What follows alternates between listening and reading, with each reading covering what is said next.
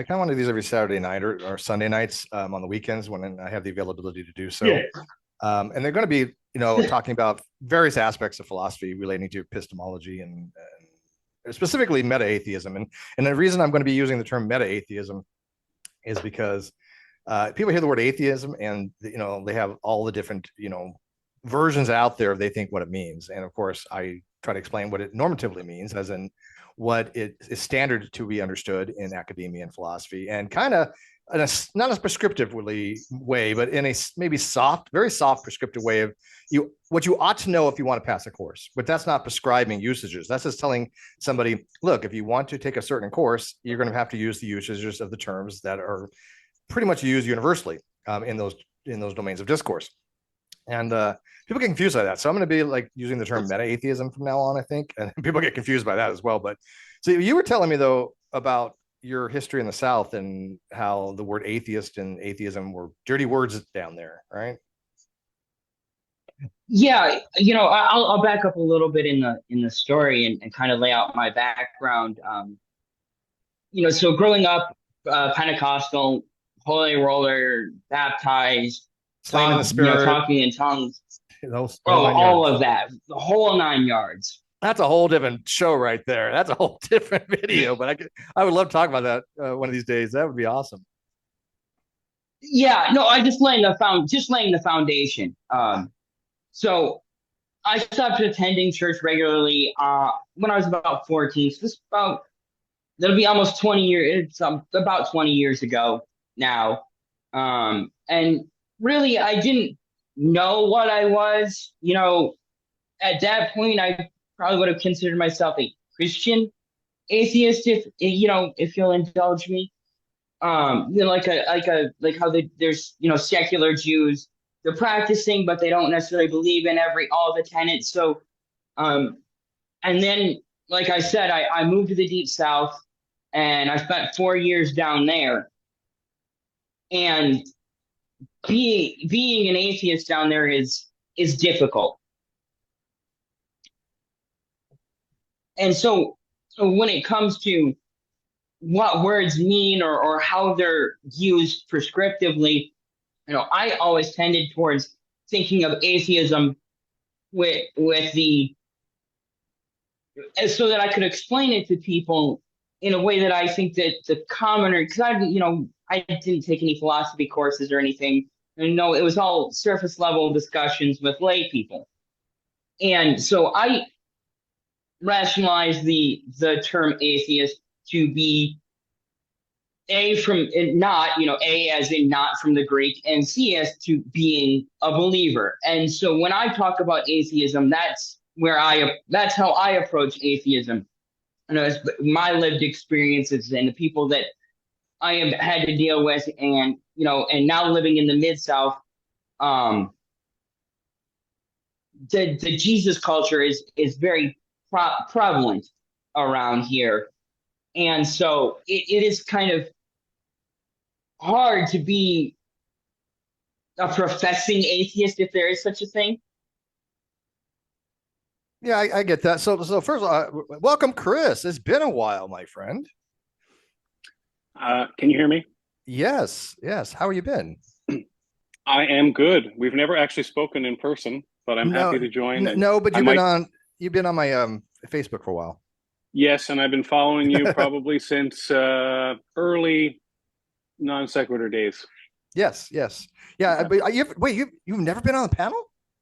I mean, No. I know you've been around since non sequitur. I thought I had you on once or twice. No, only in the comment section, probably. Oh, you're only in the live feeds. Okay, in the live chat. Well, hell, that's awesome. So just a reminder, I think you agree with my main arguments, right? Because we're going to be going over my visual supplemental that I did. But Adam want to give me his background of how he understood atheism, because I'm going to be talking about atheism in the meta sense, as a meta-atheism, every weekend if I can. And then talking about other forms of philosophy. I think Kyle Alexander wants to talk about Problem of Evil. He's writing a book, actually, that's refuting Draper, believe it or not. I mean, he's going big. He's going hard. And Good luck. Yeah, right. And I'm a big fan of Draper. So, hang on, let me get some people in here. Welcome. Oh, I haven't got here yet. Welcome, Josh. We're we're just kind of starting here. I am recording, but I'll edit as needs be. But Kyle, Adam just was giving his background from how he kind of learned about atheism, which I think is kind of interesting because I've noticed the Deep South isn't really about atheism. What it's about is just non-belief, right? They're more about, I don't want to believe in God, or I don't believe in God, or your God is something that I don't accept, rather than going out there and saying, look, there is no God. Let me explain to you why there is no God. And so I'm going to be talking about my visual supplemental that I know Josh has looked at. He's helped me with in a while here. Hang on. Yeah. Yeah. I have somebody that says in the live chat they don't do video. I can they can hang in a mute, can't they? I don't want to be on anybody be on video if they don't want to be on video. I get that. I don't use my camera hardly anyhow. Anyways. But you know, the thing you mentioned, Adam, about the A as in, you know, like from the Greek, that's a common misunderstanding, because the English word atheist doesn't really derive directly from the Greek. It actually comes from the 16th century, from the French. And the word is how do you pronounce it? Anybody speak French? It's atheism. Atheism. That sounds about right. Yeah. Atheism. I thought it was as misa or something, but it's antaism. Is that correct? Atheism. You're Canadian, right? So you speak French. Yeah, I speak French. Yeah. Not really well, but that's a word I can definitely pronounce.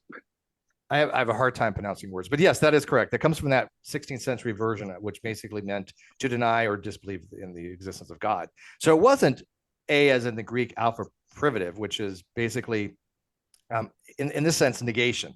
Normally, the A can be used for many different things, one of which is without, but it never really meant without God. What it meant was without the favor of the gods, because the original term atheos from the Greek referred to Christians that denied worship to the state-sanctioned Roman gods. And so by denying them worship, they were denied favor of the gods. So they were without favor of the gods. They were Christians, though. They believed in a monotheistic deity. So they were not without a God. So the whole A without doesn't make any sense.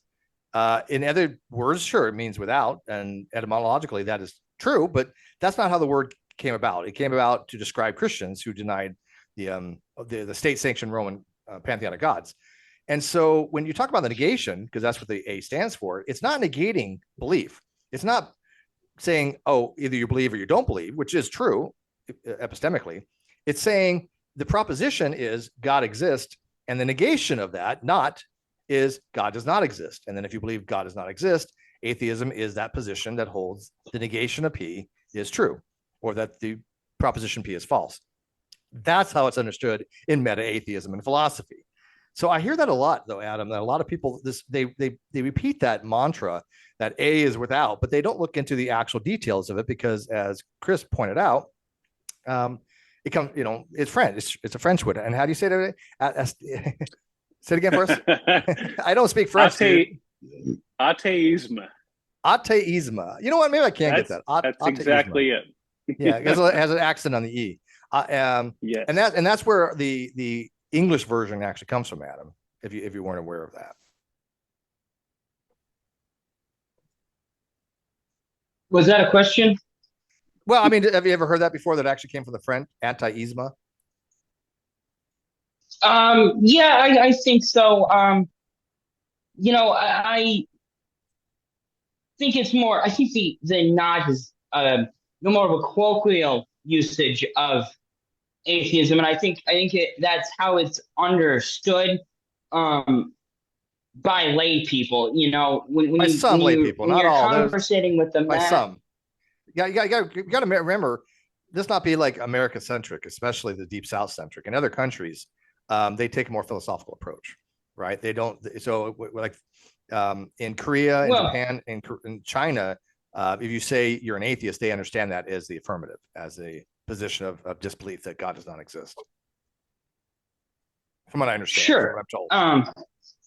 But and you know, I hate to talk out of turn about places that I have no familiarity with, and so, you know, as someone who is just a lay person. I don't think it's my, it's not in my purview to talk about, what people outside of the people that I've had the opportunity to interact with might define a term or understand.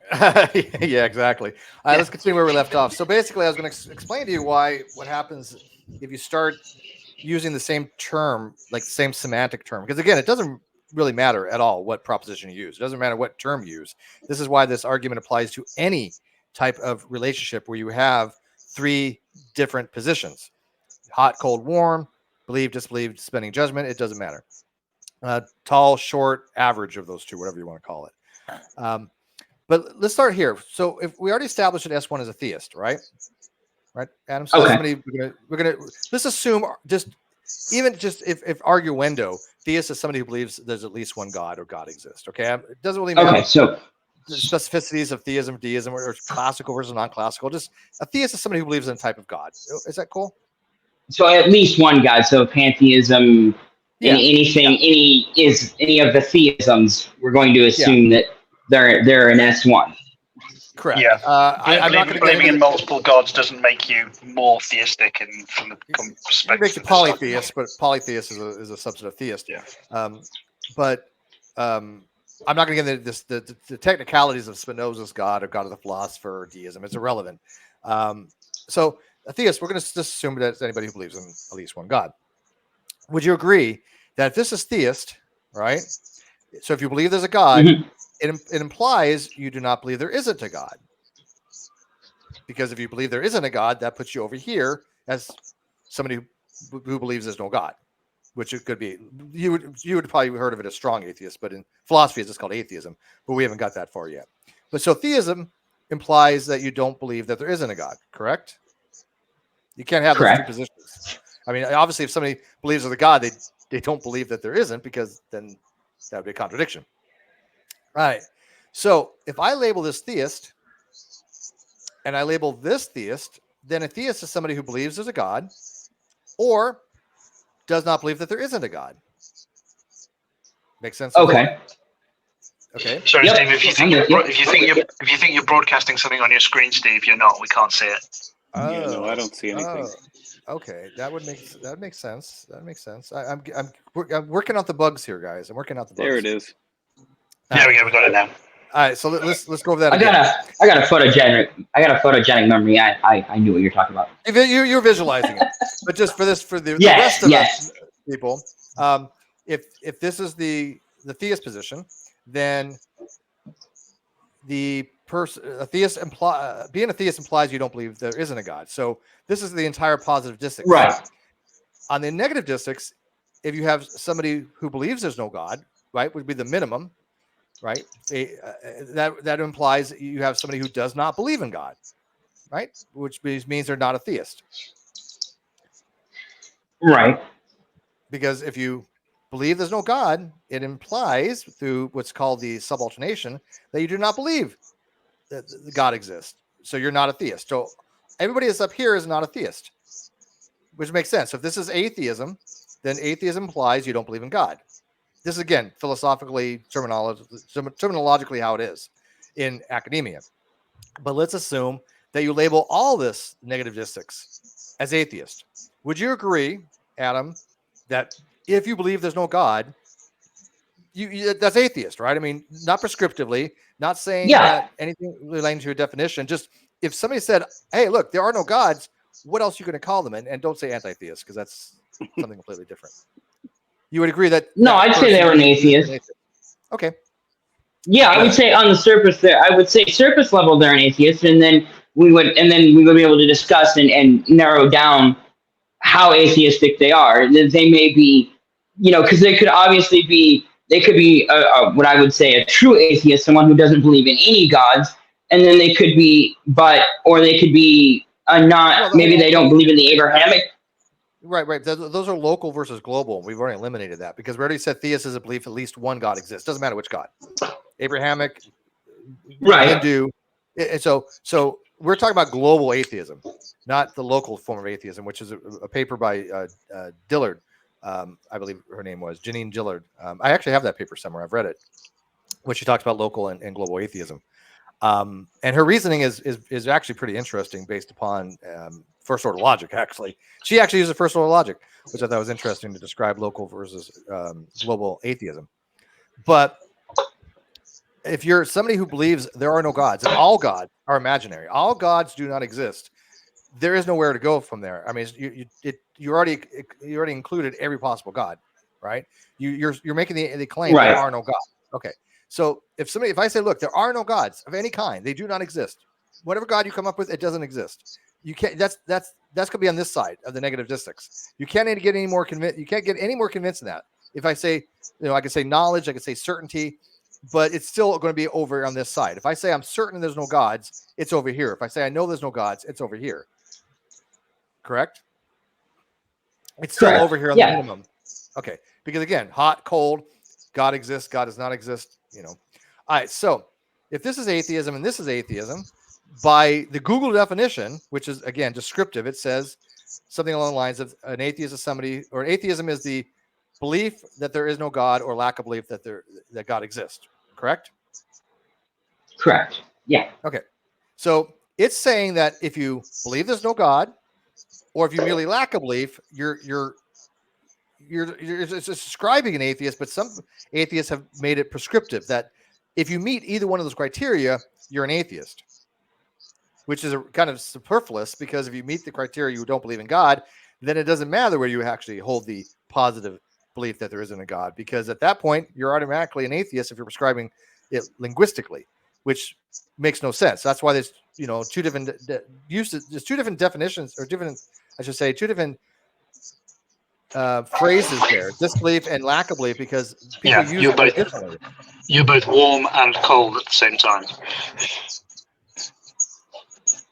If you hold that position.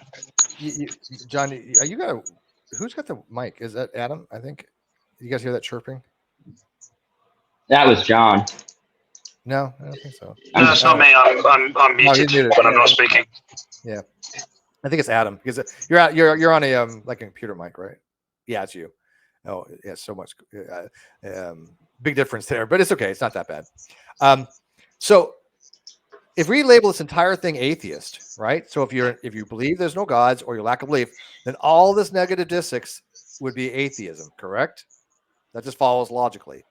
Right. Yeah, you're both warm and cold at the same time, which is No, you're not warm and cold at the same time. Which you're warm, you're hot. I mean, you're cold and not hot at the same time. Cold and not hot doesn't necessarily mean you're warm. It just means you're cold. You're cold and you're not hot, because this is the contradiction of this, right? If this is hot, this is not hot. That is, yes, yeah. I've done this once or twice. All right.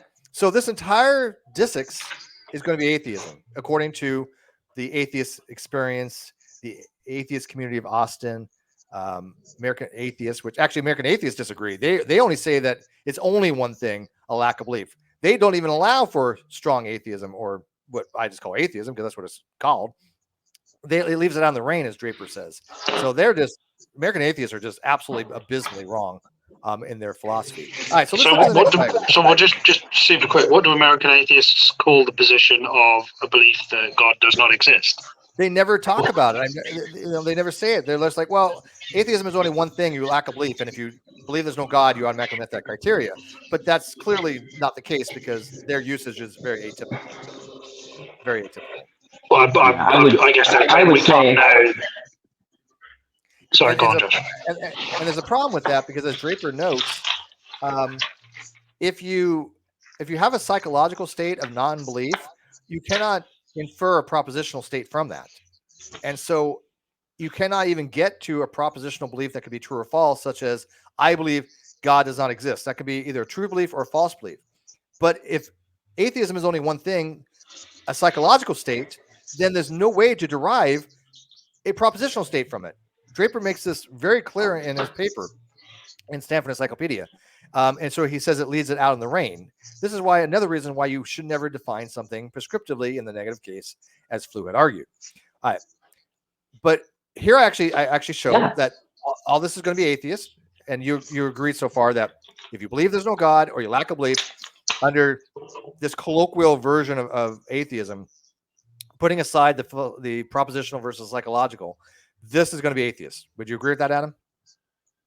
Yeah, yeah, absolutely. Yeah. By the way, this is not a trick. This is not any kind of trick stuff. Okay, I think this is like the basics so far, because I think most atheists would agree with this so far. Were they not, Josh, or anybody else? John? No, I think you're right. Okay. Yeah, no, I would concur. Yeah. Okay. Yep, So I agree too. All right, let's look at, and I'm not going to go into what I just say is basically these are the canonical relationships, and then would be atheism as S2, belief God does not exist, and S1, God does not believe God exists. So this is basically saying that a subject who believes there is no God, a subject who believes that God doesn't exist, that the proposition G, which is God exists, is false, implies that they do not believe in God. That's all that's saying. All right, so here's where it gets interesting. Here's the fun part. And I don't know why figure 3 ended up. I don't know why figure 3 ended up so up here. LaTeX is not easy to use, guys. I'm sorry. I'm gonna probably fix that. I don't like it up there, but I did this in LaTeX, so I know Josh, you've had to use LaTeX. I know for a fact. John, have you ever used LaTeX? No, I haven't. Steve, can I just correct you quick? It is spelled latex, but it's pronounced latex. Like latex, yeah, you're right. Yes, I knew you were already going to go with there. Yeah, I'm trying. Yeah. I'm trying to You're save you from getting a tongue lashing from someone else. Yes. Well, the program. See, the program is spelled latex that I use, LATEX. What it does is it creates latex. Well, no, that's the actual language. The language is spelled the same way. So the program, there's a program LATEX. Yes, and that's the language. That's the same. It's spelled the same way, but it's pronounced like it's singular without the S at the end. Okay. For some reason. Because I use TextWorks. That's my favorite. There's Text Studio too, but I like TextWorks. Yeah, LaTeX. Yeah, you're right. And so let's look at this. What happens when you start using the terminology the way that the American atheists use it, or the Atheist Experience use it. So this position down here would be the average. This position we've already established as a subcontrary is neither hot nor cold. Okay, so if this is hot, this is cold, this is warm, and something is warm, it's neither of these two. Now, here's the interesting part. If you don't have a positive disposition towards the belief that God exists, or you're not hot, you have to be this position here. If you're not hot or not cold, you're down here. But what happens is, if you're this position here, where you're merely saying, I am not hot, it's either this or this, and this all becomes the same position. Because I am saying I'm not hot. Okay, if I'm not hot, and I don't have a positive disbelief, then that must mean I'm not cold. And if I'm not cold and I'm not hot, I'm warm. But you've already labeled this atheist. You've already established this as atheism based upon the initial prescriptive usage of the definition people find on Google. So this is already atheist. So now this position becomes atheist. This position becomes atheist. And this entire position here becomes atheist, because if you lack a belief in God, you're an atheist. It now subsumes this entire neuter position, where if you're warm, you're now warm and cold. So the temperature is now described as cold and warm. You've lost the ability to have the average, because now what you're saying is you must be either hot or cold, just like atheists say you must be an atheist or theist, which is not true. Because if you must be an atheist or a theist, there's no middle ground. This is exactly where the conflation between the ontological and the doxastic comes into play. They're convinced that because ontologically speaking there are only two states, then from a belief point of view there can only be two states. And they're being driven by their intuitions rather than actually looking at the taking a rational view of it. It's like if I said I had a pet dog, and you didn't believe me, you would say that was you had suspended belief. You know, you're not believing my proposition. But if I said I had a pet dragon, you would believe that you would say that I was lying, and therefore you would believe that the proposition is false. Well, some do. I've actually had atheists say they suspend judgment on that too because their epistemology is so bad. But what I mean is that, like, we can all in this chat, we can go, well, we know that dragons, or we're convinced that we know that dragons don't exist. Therefore, if somebody makes the claim that they have a pet dragon, then we're quite confident in going, no, I believe that you do not have a pet dragon.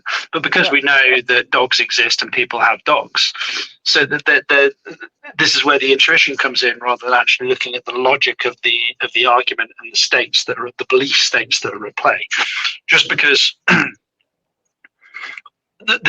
what we believe to ontologically be the case has to have an impact on what we believe, but that doesn't change the belief states that can exist for the claim that's being made. Whereas the atheists seem to think that because they have a high degree of confidence that gods do not exist, that somehow changes the belief states that can exist, and that's not how it works. That's not how it works at all. Yeah, well, we can show that using cold, warm, and hot, right? So Adam, let's just say that you're not hot. You're over here in the negative S1 position, or not S1 position. You're not hot. Okay. If you're not hot, it means one of two things. You're not hot because you are cold, or you're not hot because you're warm. It's one of these two positions, right? It's ambiguous. So when you say I'm not a theist, it's ambiguous to what your position actually is, because you're down here. You're just saying you're not this position. Well, if you're not this position, what position are you? Are you this position, or are you this position, the neuter position? Same thing with hot and cold and warm. If I'm down here and I'm just saying, look, I'm not cold, but I'm not hot either, because I mean, if I'm down here, I'm not hot, and if I'm down here and I'm saying, well, I'm not saying I'm cold, the only position logically left is this position down here, the neuter position, the average position. But that position we already established is warm. So now you're saying, well, I don't have a belief. Excuse me, I don't have a temperature that's hot. Okay, you're either cold or warm, but nope. What you've done is you made this all cold. You've made this neuter position subsumed into the negative distix.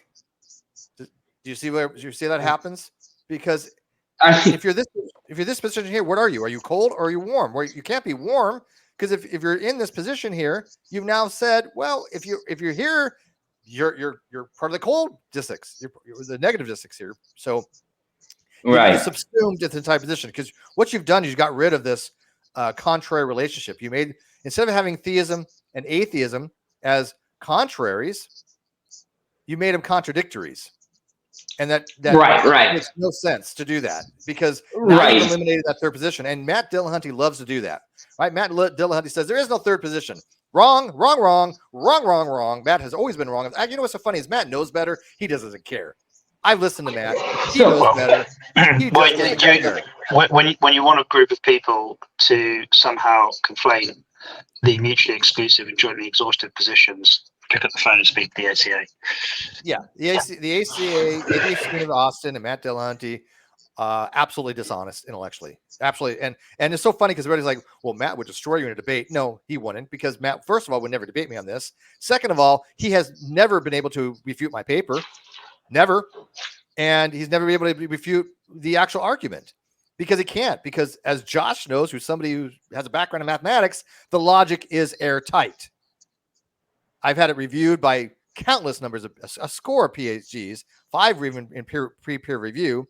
Dr. William Pye, which is a pseudonym, did a full review of my paper. Somebody else did a review of my paper on Academic EDU.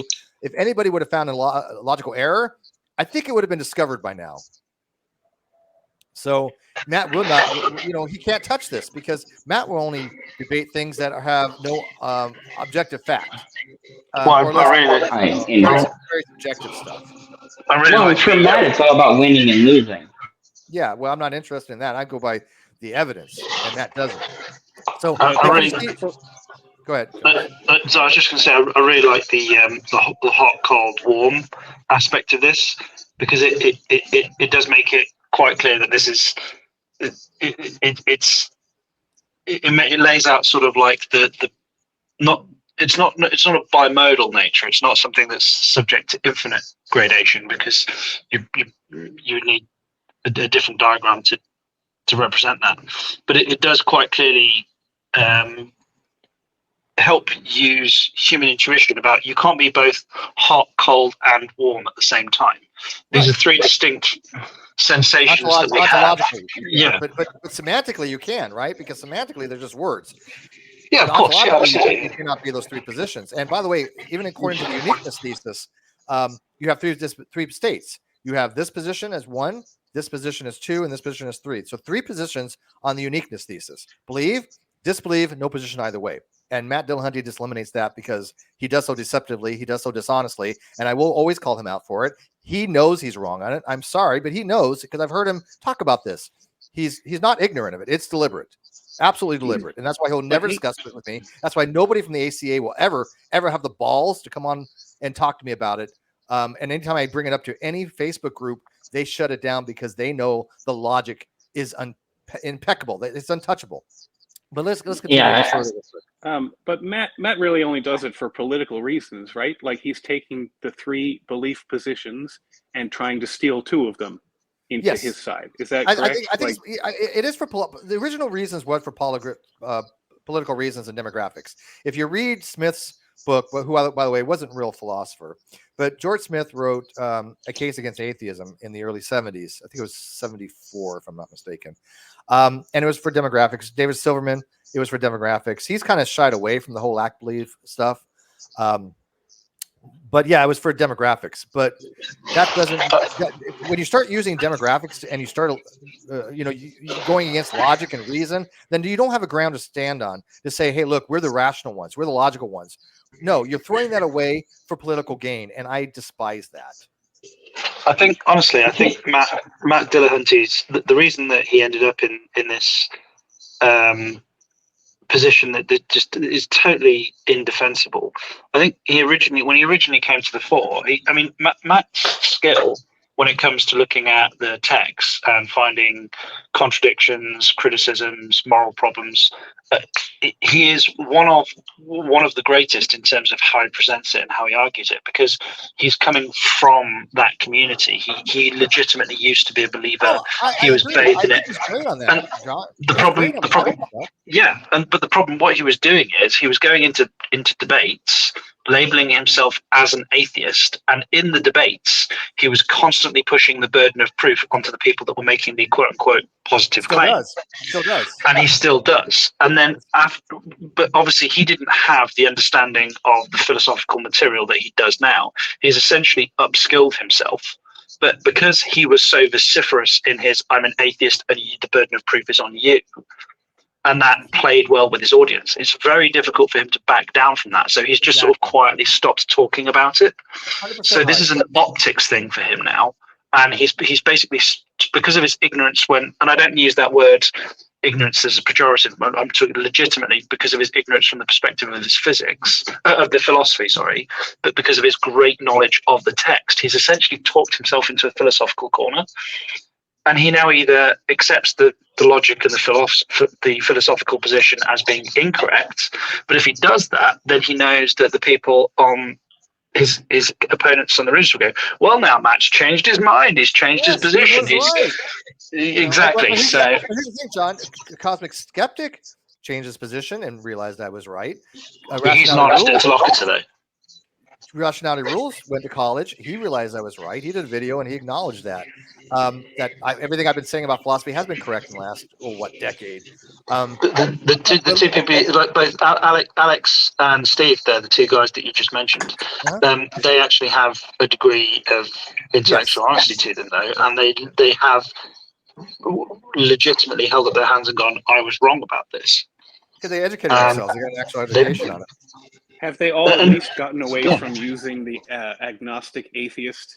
It's so funny. Matt did. Matt doesn't use the term agnostic atheist, and you know why he doesn't use it? Because of my arguments. He won't admit that. He'll throw my name out there every so often. He'll say dance something around like, it.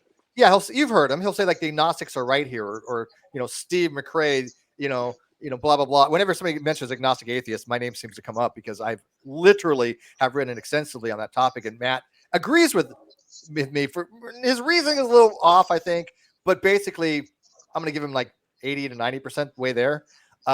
Close enough for government work. He no longer uses the term agnostic atheist because he finds it to be nonsensical, and he is right. But like I said, his reasoning might be a little skewed, but I guarantee it is because of my arguments, and of course other people's as well, that led him to agree with that. So let me ask you this: why was he willing to change his position and say, "Look, agnostic atheism is nonsensical," but he won't change his position on this? Is it because, John, you think he's so locked into it that for all these years he's been saying I was wrong? And all these years, he's promoted atheism as mere lack of belief. It would be more detrimental to him than just acknowledging that, yes, I was right about agnostic atheist being nonsensical. Yeah, I think it's a saving face thing. I think he can quietly step away and go, well, maybe I've thought about it now in the agnostic atheist position. It doesn't really, make that much of a. He's just sort of like quietly backing away from it just to make it and I think that's 100% why he's not fully endorsing the logical position and loudly endorsing the logical position that by his own statements he must now take. I don't think he ever will. I don't think he will because it would alienate some of the hardliners that he basically trained for the last however many years. Indoctrinated, a better word. Yeah, so basically he's saying it quiet enough so that the people that aren't really paying attention and just want to have their own sort of preconceived notions of how philosophy, logic, and the world works just go to him just to have it reinforced. He doesn't want to scare anybody out of their echo chamber because the echo chamber is what makes up his base and that's what generates his revenue. That's the problem with the atheist community. They are an absolute echo chamber. Absolute echo. And by the way, Adam, who kind of agreed with me, I think initially, mad respect that you were willing to come in and talk about this. So I had a guy on that I invited on. What was his name? Jason Jewell.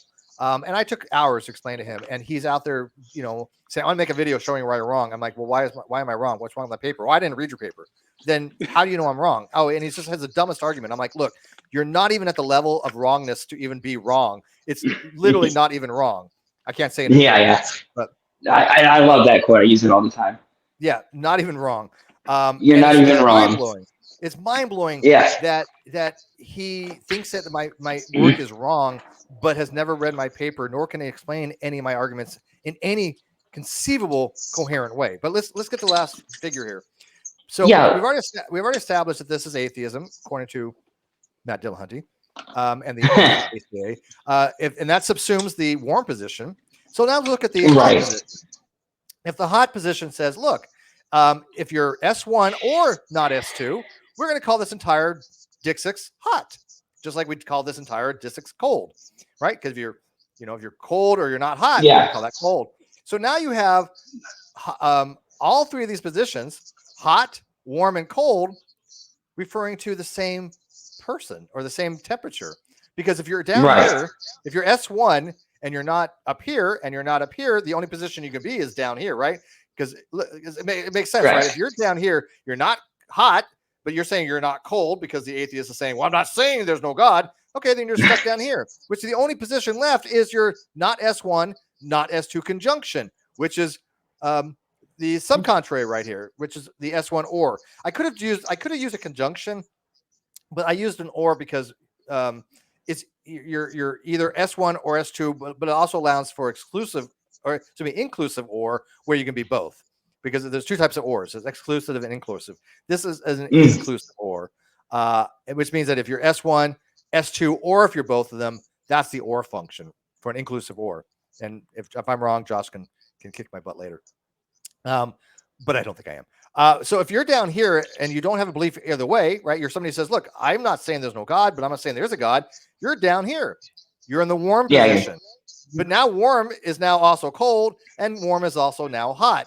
You've just devalued by semantic collapse or semantic depreciation that these words have no meanings, of precise meanings any longer. You can literally have a temperature that can be described as cold, warm, or hot, and it doesn't matter, because an atheist who is a lack of belief atheist is neither a theist nor an atheist. Philosophically speaking, they're actually an agnostic, but they're down here in the neuter, not S position.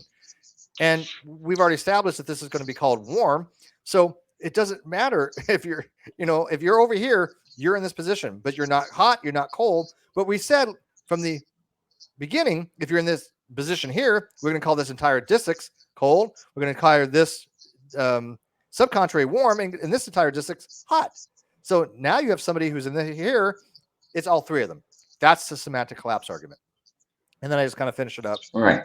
And I just basically says, if somebody accepts the neuter not S position as part of the negative distix, then somebody can accept the neuter not S position as part of the positive distix. And again, it doesn't matter what the terms are. It could be hot, warm, cold, tall, short, an average of those, whatever word means for that. I'm trying to think of something that has three positions. I have one for you. What's that? Give me another example. I couldn't think of one. Okay, so I think I get your argument. And so if you think about an automatic transmission, you have drive, neutral, and reverse. Oh, and that's good. That's good. I like that. If you're neither forward, if you're not going backward or forward, neutral. Yeah. You're neutral. And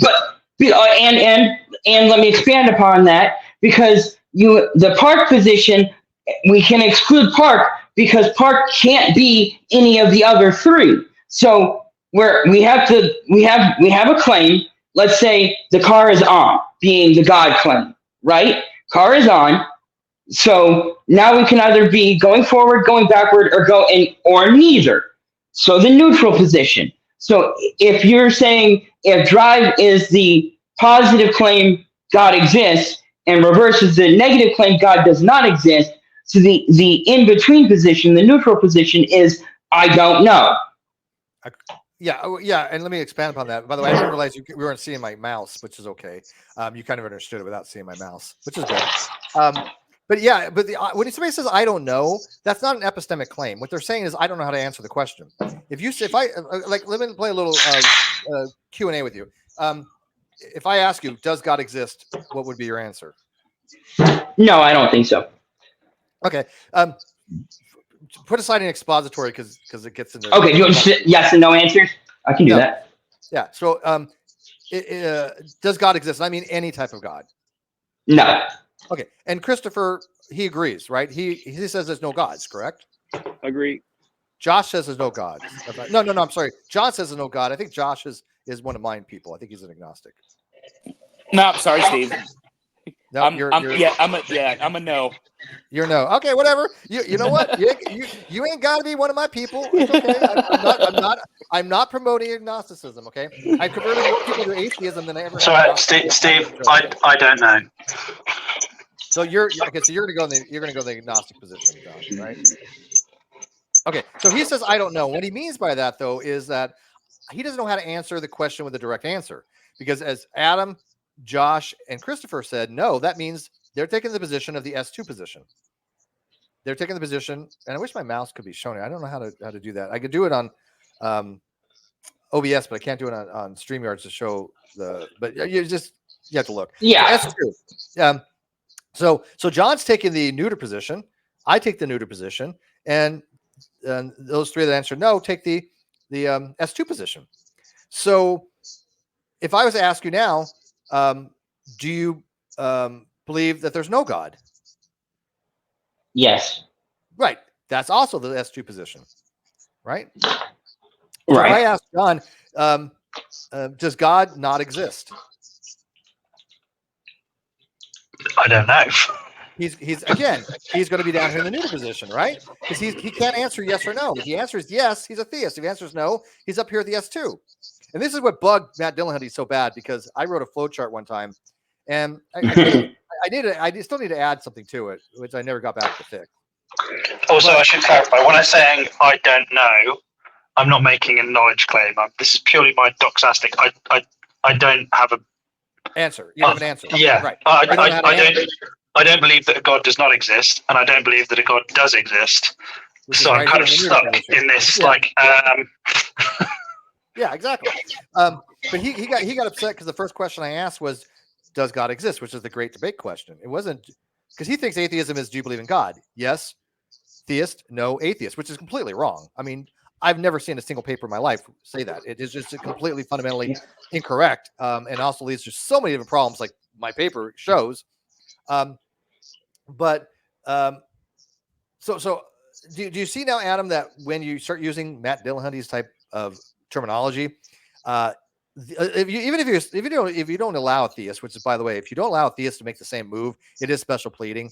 But using just warm, cold, and hot, you can see what Matt Dillahunty does is he wants to make warm cold, and that still is a semantic collapse. It's not a complete semantic collapse, as if the hot is, I am not going to bed yet.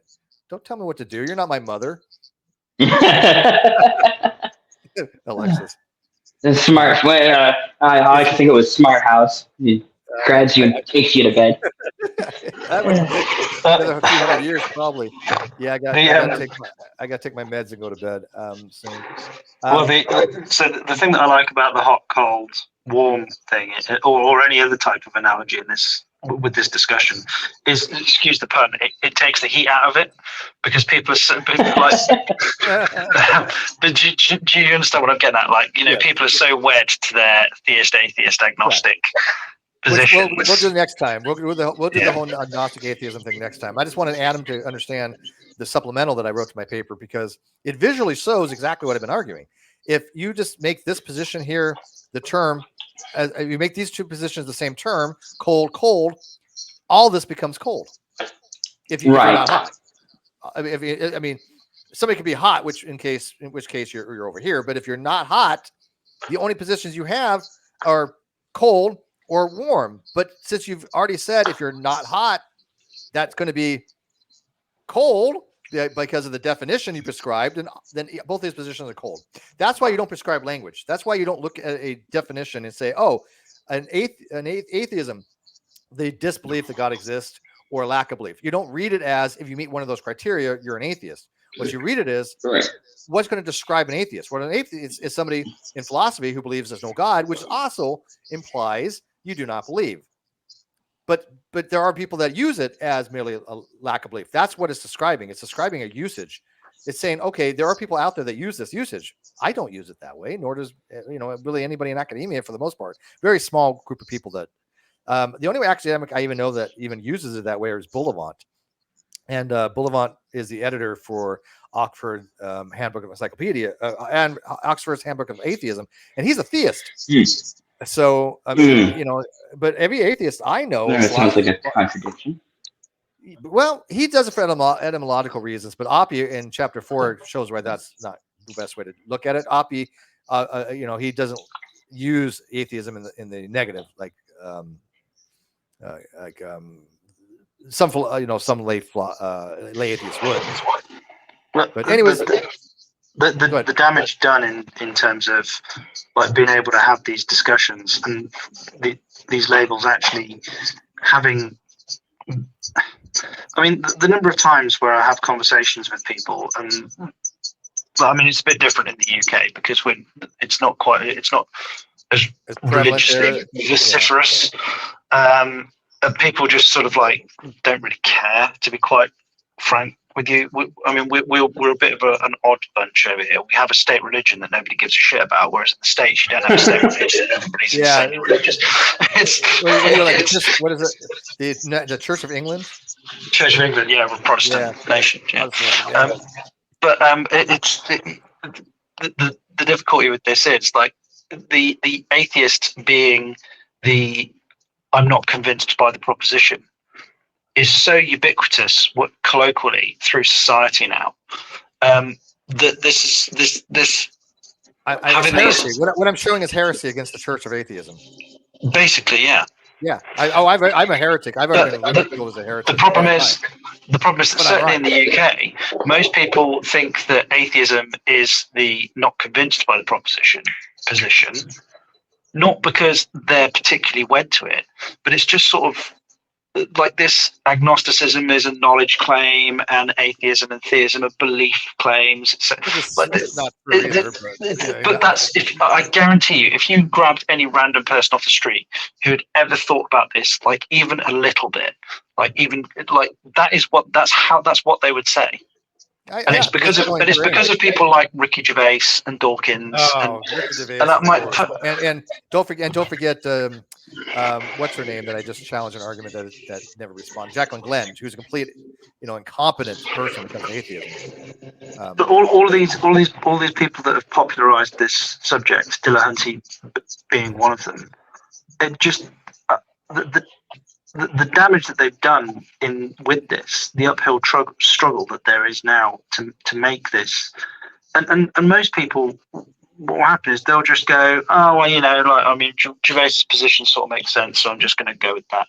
And then you put something like this in front of them, and the bare minimum amount of calories that they need to expend in order to actually understand the position, it's not difficult, but they're not even prepared to do it. That's the problem, John. And that's the problem, though. Look, there's a lot of work that went into my arguments, right? And it doesn't. Oh yeah, sorry. When I say the bare minimum amount of calories, I'm not talking about formulating the argument. I'm talking about understanding the argument. Formulating is different. No, I didn't mean it that way. No, I knew you understood. I knew you meant it as understanding or apprehending. I got that. What I was saying was that I put a lot of work into this stuff, and it requires a little bit of effort to understand. And they're not willing to put forth that effort, and they just say it's wrong by fiat because they're not willing to look at it objectively. And I go into a Reddit, I go into a Facebook group, and I start talking about this. They think it's word salad, even though academics understand it, and they've hobbled themselves because here's the problem: if you can't understand this, then don't ask a theist for a logically valid or sound argument about anything because you don't understand logic. Well, it's also the case they lost that high ground. It's also the case that they're not holding by that standard either. But by taking this position, they are giving themselves an out whilst holding the theists to a much higher standard than they are prepared to hold themselves to, which is it's not. I don't want to accuse them all of being dishonest, because those that do understand it are being dishonest, the likes of Dillahunty. But there are a load of sycophants that follow behind them that aren't being dishonest. I think they're both ignorant and intellectually dishonest because they don't even address my arguments. They'll just say it's word salad. I have been kicked out of more atheist groups for promoting logic and reason than anybody else on the planet. Literally, I hold the title of person who's been most kicked out of atheist groups for talking about atheism, non-belief, logic, and talking about it correctly. I don't think there's a single person on the planet that's been kicked out of more groups than me. It doesn't need more laying bare than that. Like, if you take the position of, I'll assume the mantle of an atheist for a second. So I'm an atheist. I believe that God does not exist. I'm taking the positive position that a God does not exist. And I'm in a discussion with a theist who takes the positive position that a God does exist. And I say, well, you're making the claim, you need to make the burden of proof is on you.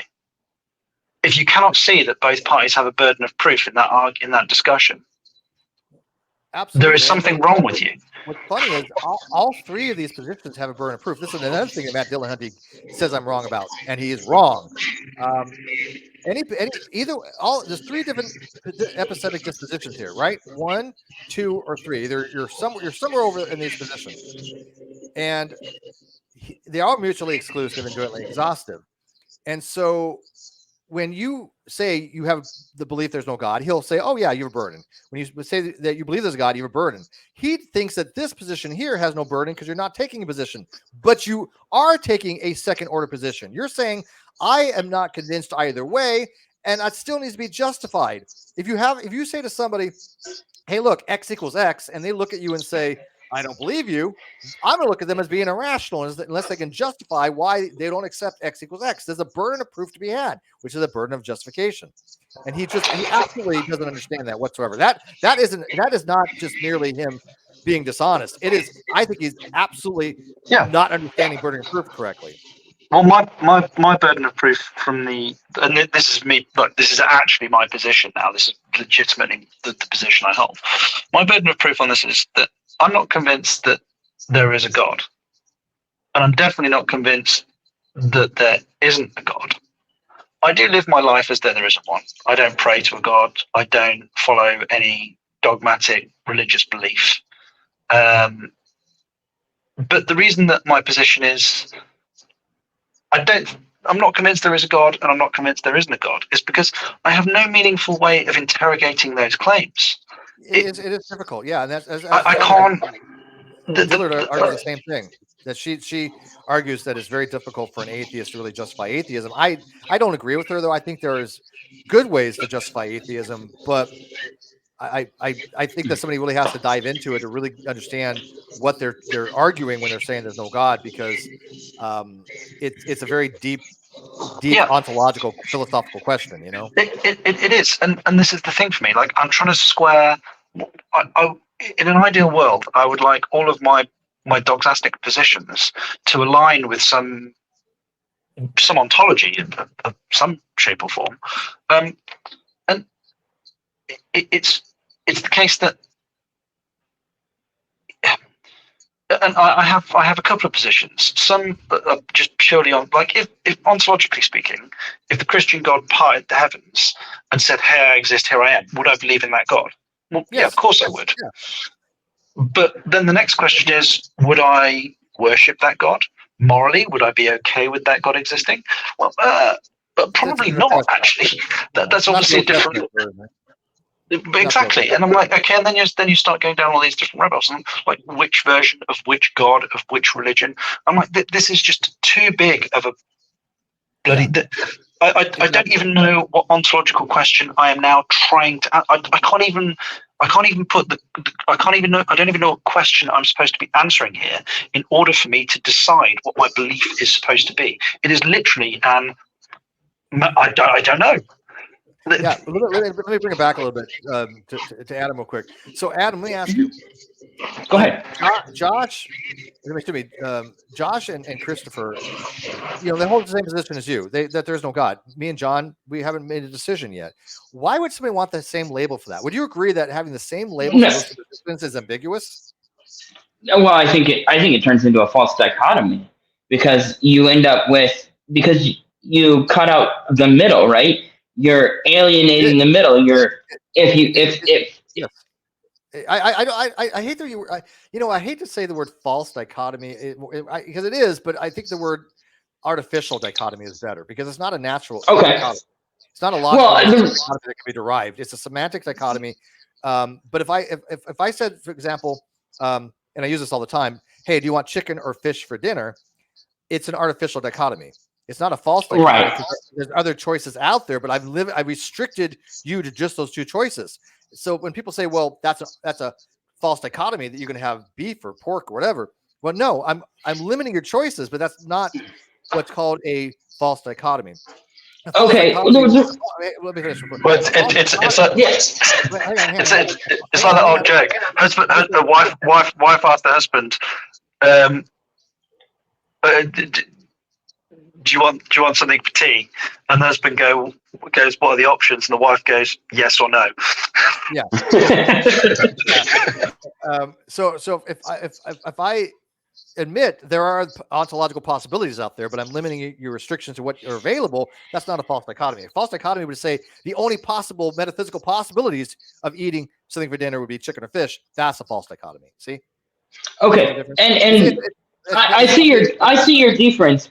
I see your difference, but the reason I said false dichotomy is because I think that the S2 position and the S1 position, and I'm going to Dillahunty and William Lane Craig want to pigeonhole everyone in the S1, in the negative S1 position, into their personal box, right? Yeah, okay, let's play a little game real quick. I'm sorry, finish what you're saying, then I'll play a little game. Okay, yeah, no, because I think if for both sides, if they can capture the person in the middle, that's another dollar in the collection plate or in the AC. Yeah, and that's why you've hit. That's when I give him a clap. That is hitting the nail on the head, brother. It is. Although I would be careful to put William Lane Craig and Dillahunty in. They are not the antithesis of one another. They're not. No. Let me be honest. Actually, William Craig is a very brilliant guy. I think he's a bit of a contrarian. I think he is a sophist in many ways. He's a great debater, but because he plays to win, right? He doesn't really, I think, care so much about the facts. He just wants to win the debate. Okay. Yeah, so he's not a rhetorician. He is looking at it, but I think he's bending. Yes. Like, I mean, he's inserting that many propositions into his argument. It is in order to obscure and to conflate. Yeah, he obfuscates. It obfuscates, yeah. Yeah, so, I mean, he's not like a true rhetorician like some other people. But, okay, so let's play a little game real quick. I'm gonna give you one more thing real quick. Yeah, of course. I was not picking on William Lane Craig or Dillahunty. I was just, they were the examples of people that do that kind of pigeonholing the non-position into their own personal boxes. And you could pick any of your atheist flavor of the month or Christian flavor, theist flavor of the month. It's just William Lane Craig was the first name that came to my mind.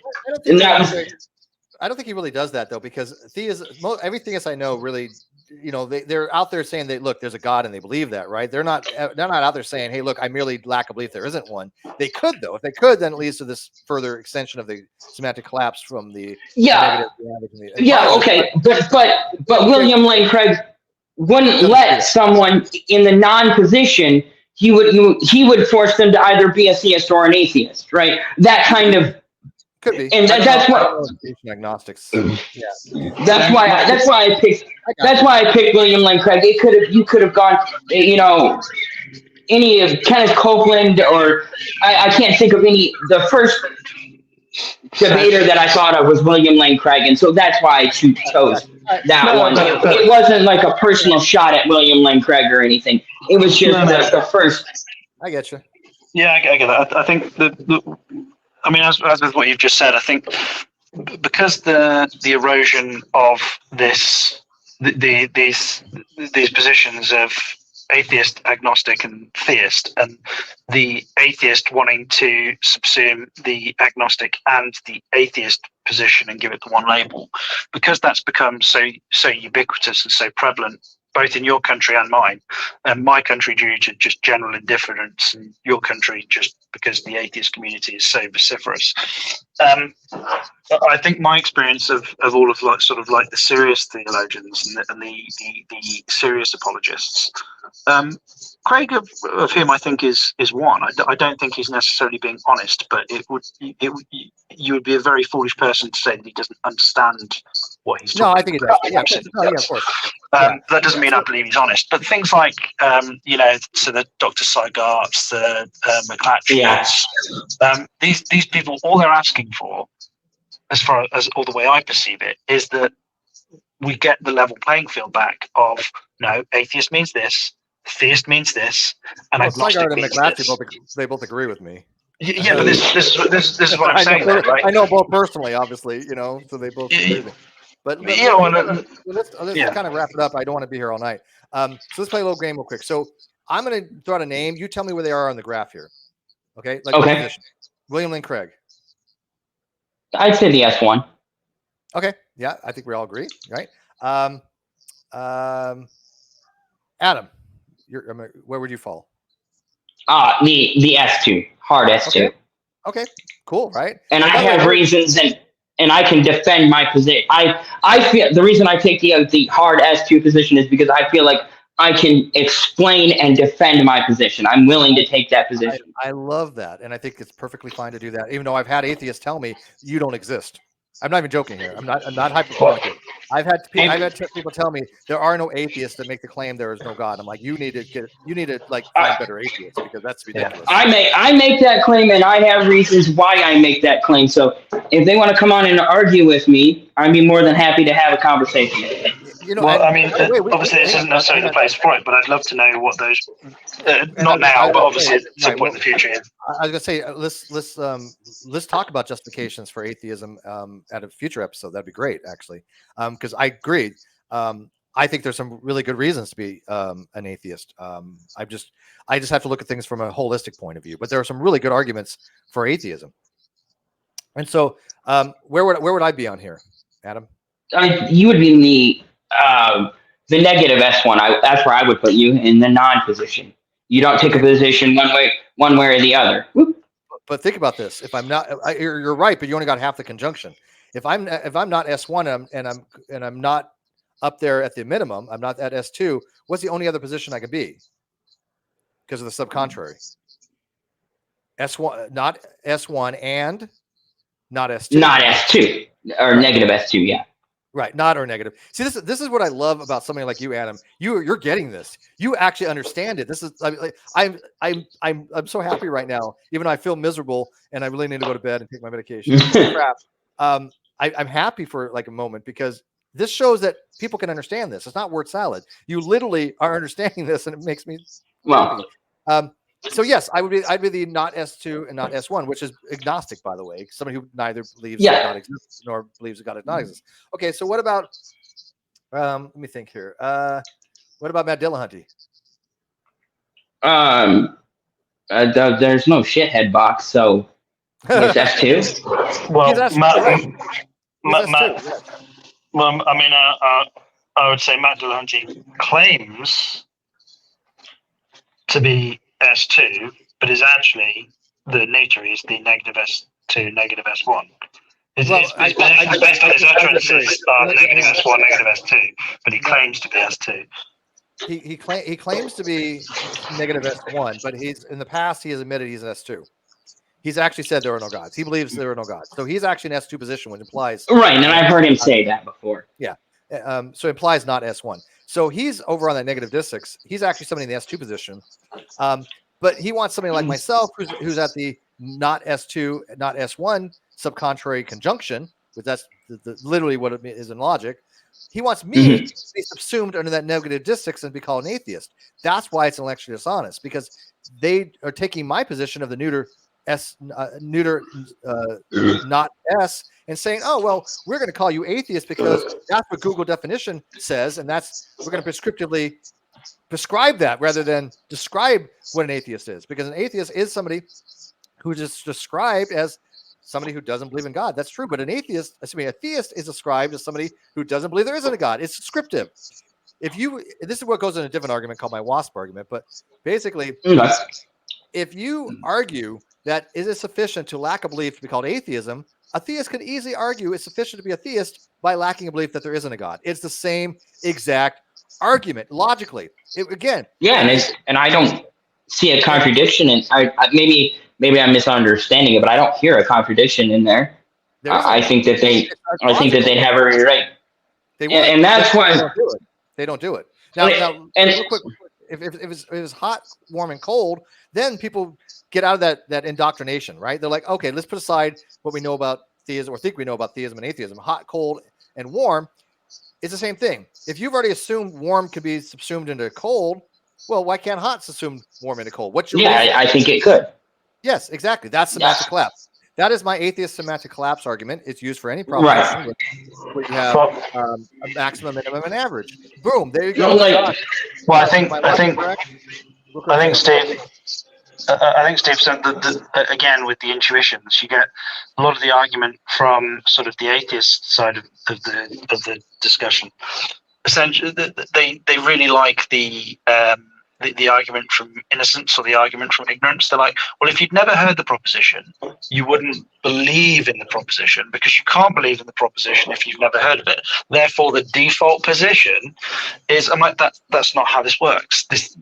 Which is completely absurdly wrong, and we can talk about that next time if you want. Yeah, but what I'm saying is that again, this is where, and I keep coming back to it because I think it's a huge part of the problem with regards to people's intuitions as opposed to how the actual arguments lay out from a logical point of view. I agree. All right, I gotta wrap this up, guys. I do like them to be less than 90 minutes, and I gotta edit this and stuff because I'm not streaming. And plus, we had some glitches with the Hangout. So, anyways, Adam, dude, seriously, thank you for joining us and going through this, because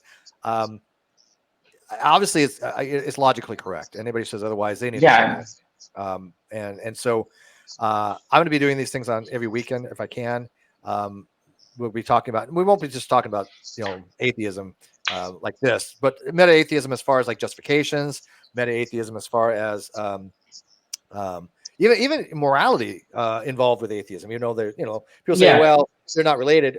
There is some kind of tension. They're very related. Yeah, I mean, there's something to be said. There can argument be made there, and so we can talk about morality and things of that nature. But anyways, I'm going to wrap it up. Josh, as I asked, the logic is good from somebody who is an expert in math. I have never found an error in any of the logic in your papers, Steve. So that means a lot to me. I have notified you of a couple typos or something. Oh yeah, I'm okay. But you said, hey, I wrote that proof for you about 0.9 repeating equaling 1, and we all saw that I did a less than when I should have done a greater than, and it happens. Wait, did I catch that one or did? No, I think somebody on Twitter caught it, and you told me, and I was like, oh yeah, I totally. Yeah, but here's the thing: when you write a proof like that and you understand it, you can say, oh look, it's clearly a typo, right? I mean, because you understand the material. That's why if I have a mistake in my logic, like somebody pointed out a mistake that I had with the wrong word, Dr. Pritchard, when I went on Dr. Braxton's show, Trinity Radio, he read my paper, and before we went on air, he's like, I think you used the wrong word here. And he was right. And so I fixed it and re-uploaded it. But if anybody finds an error in the logic, I can look at it and go, damn, yeah, the logic is wrong. Or I can say, oh, it's a typo. Like, for example, if I put on the contradiction, if I would have put instead of the upside down tack, if I would have put P as in true, clearly it would have been a mistake, right? Because a contradiction cannot be true. It has to be false. That's what a contradiction means. Well, obviously, I mean, there's the constructive criticism, there's proofreading, there's criticism of the argument, and then there's constructive criticism in terms of I see that your argument's correct. However, I think this bit needs changing. I mean, there's all types of different criticism, but you've at least got to read the damn thing. You can't bother to read your paper. And by the way, I do recommend reading Janine Diller's paper. Janine Diller is mentioned in SEP on global and local atheism. She doesn't use the logic is pretty simple. It's very, very simple first order logic that she uses, so it doesn't require any kind of in-depth logical understanding. But she makes a very solid case of why some people do differentiate between global atheism and local atheism. But what was her name again? Janine Diller is her name. Diller. She's still alive, from what I understand. I do want to just show this real quick. Can I throw something out there before we go? Yes. Make it stick. It would seem to me that maybe the moral of this chat is that semantic depreciation, was that the word? Yeah, I like that. Semantic depreciation leads to collapse. Is that a new phrase that we can mull over? I think they're synonymous. I mean, to say something that you think they're equal? Yeah, because semantic collapse is an axiological devaluation or depreciation. So I think it really kind of saying the same thing, because the terms are losing value. Right. Yeah, if I have the same term, if I say, oh, this temperature is cold and it's warm, then those two words are now ambiguous, because I don't have precision anymore. I'm not saying, oh, here's cold, and what I mean by cold, it's something less than 32 degrees. Oh, when I mean by warm, okay, it's lukewarm. It's average temperature, 76 degrees. Oh, it's hot, let's go over 100. I'm losing that precision. I guess I was hearing depreciation meaning like more of a dilution of the terminology. So, I like where you're going. So I think that semantically, conflating these terms, it collapses. There is a semantic collapse there. It is absolutely and logically the case. This is an absolute. The logic's been laid out. The semiotics of it are as plain as day. Where the depreciation comes into play is how far that usage has spread through our society. The more it spreads, the more the value of these terms depreciates over time.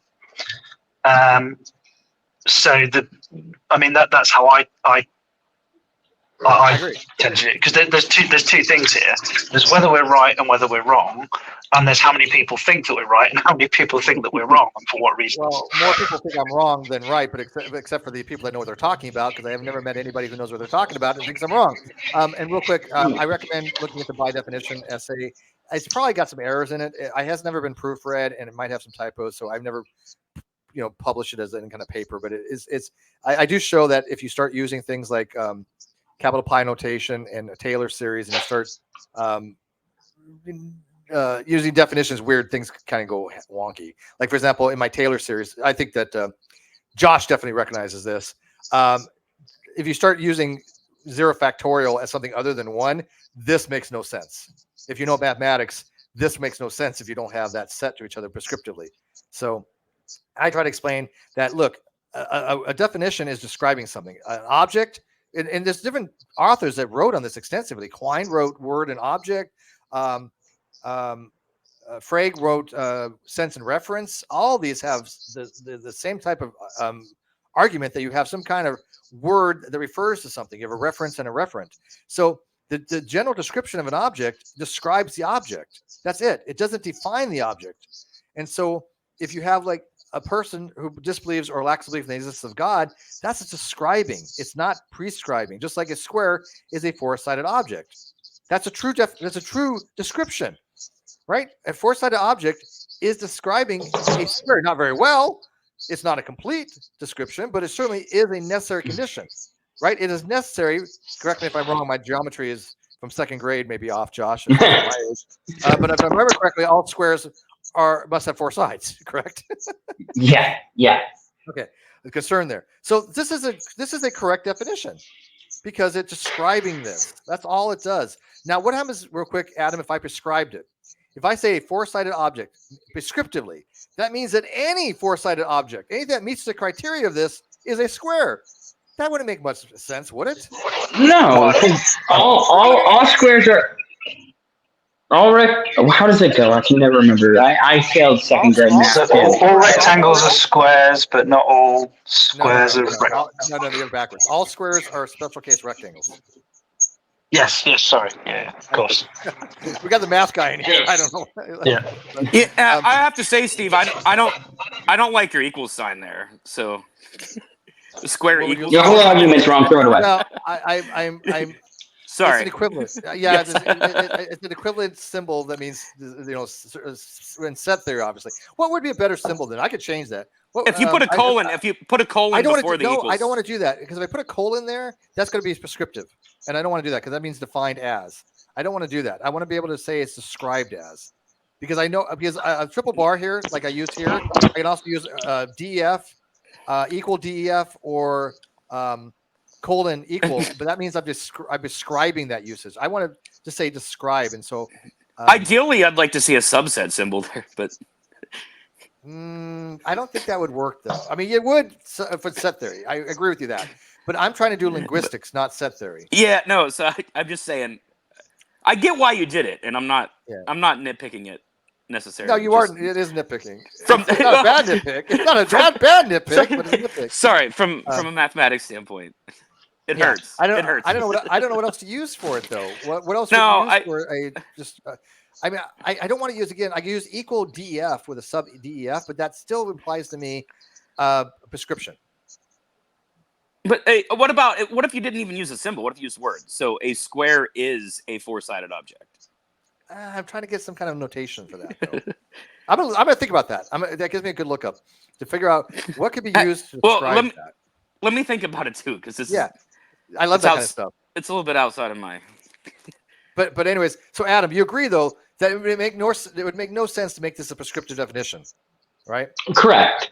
So if this was a child dictionary, let's say a child doesn't understand that a square must have four equal sides that have equal lengths and that have four internal right angles, which is more of a mathematical prescriptive definition, because that's going to be sufficient conditions, right? A parallelogram with four equal sides and four internal 90-degree angles. So a child dictionary is going to simplify that, and this might say a four-sided parallelogram, right? Might be simple, or a four-sided object, but these are clearly necessary but not sufficient. So if this is describing this and not saying that anything that meets the conditions for this are a square, why would you do that for atheists? Why do atheists say that anything that meets the conditions here must be an atheist if you merely lack a belief because of what meets one of the conjunctions? It's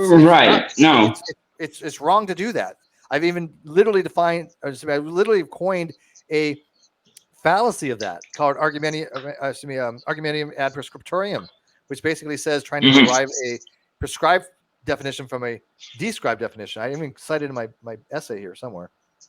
So, Steve, what about an implication symbol? I just thought of this. I thought about implication. If you do an implication, yes. So a square implies that it's a four-sided figure.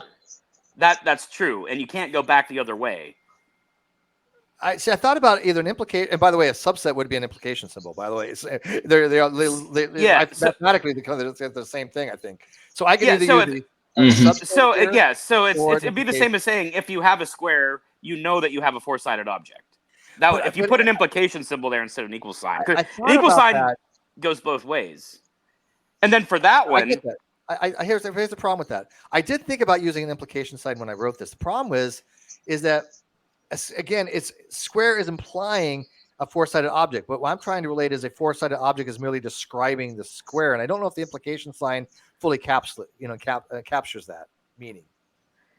What I was going to suggest, though, if you do the implication symbol on the first statement, a square implies a four-sided object, then for the next one, where you actually make it so what you're describing is only described as a square, you could do a bifurcation symbol, so you have the two-way arrow. Well, that would be more along the lines of here. If I use a bidirectional arrow for a biconditional implication, wouldn't that be more like up here than it would be for down here? And we're doing math stuff real quick. Sorry. Yeah.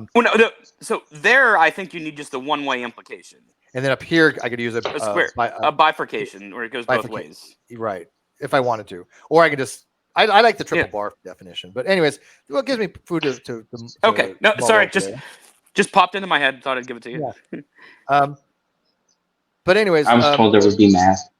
Yeah, I did give you guys a warning. Anyways, though, if you guys want to check out that essay, but anyways, I'm going to wrap it up. Thanks, John. Thanks, Adam. Thanks. Yeah. Like I said, I'm going to keep for Saturday nights and maybe Saturday, Sunday. But these are the best nights to do these because it's quiet. Then you're a party animal. Yeah, exactly. So I'm gonna end this now, guys, and I have to call it a night. I got to be up early. So. All right. Okay, guys. All right. Thank you. Have a good one. See you, Steve. See you all. Guys. Cheers. Good night. Bye.